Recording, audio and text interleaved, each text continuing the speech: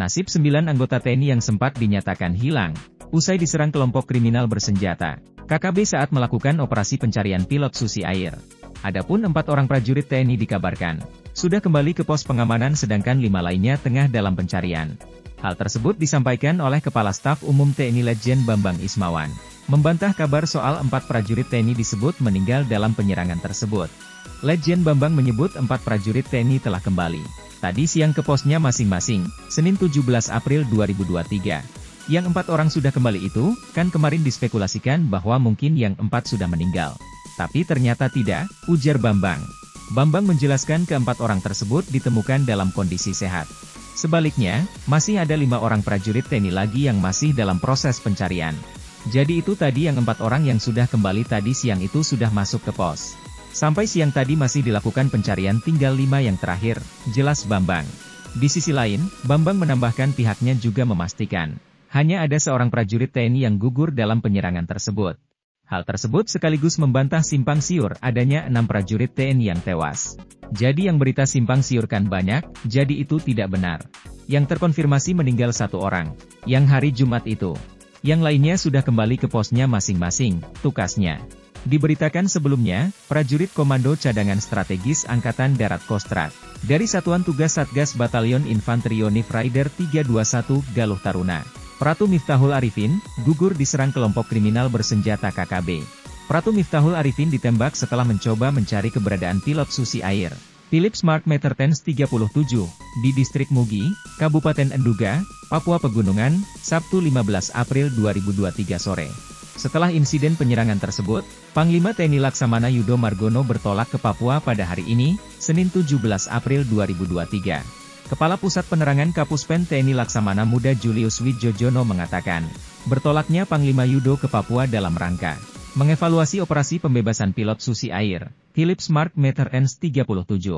Panglima TNI ke Papua dalam rangka evaluasi operasi, kata Julius saat dihubungi, Senin pagi.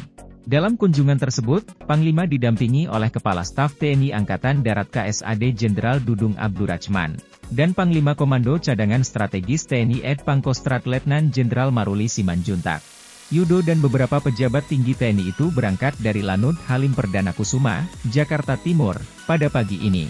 Evaluasi operasi itu dilakukan menyusul gugurnya prajurit Kostrad dari Satuan Tugas Satgas Batalion Infanteri Yonif Raider 321 Galuh Taruna, Pratu Miftahul Arifin, akibat diserang kelompok kriminal bersenjata KKB saat pencarian pilot Philips. Penyerangan tersebut terjadi di Distrik Mugi, Kabupaten Enduga, Papua Pegunungan, Sabtu 15 April 2023 sore.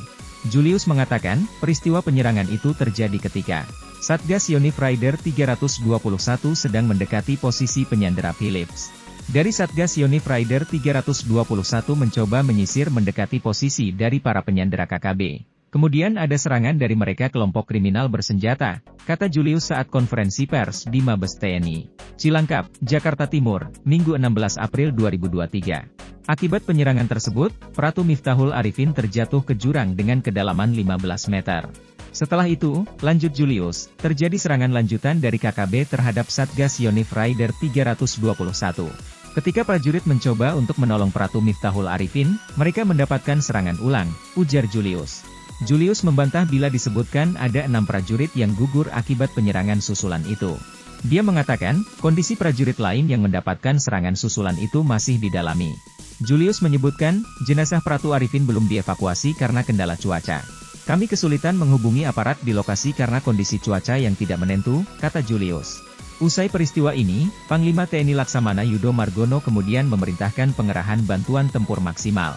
Untuk itu, Panglima TNI Laksamana Yudo Margono secara terus-menerus memerintahkan untuk melakukan pencarian dan mengerahkan bantuan tempur dengan kekuatan maksimal, tutur Julius. Julius mengatakan bahwa lokasi pilot Philips sudah diketahui lokasinya. Operasi pencariannya makin terfokus, tetapi terkendala cuaca. Yang paling menyulitkan dalam operasi ini adalah cuaca. Kondisi pilot sudah diketahui areanya. Operasinya sudah semakin mengerucut dan terfokus. Jadi cuaca. Dan ini cuaca sangat tidak menentu di Papua, ujar dia.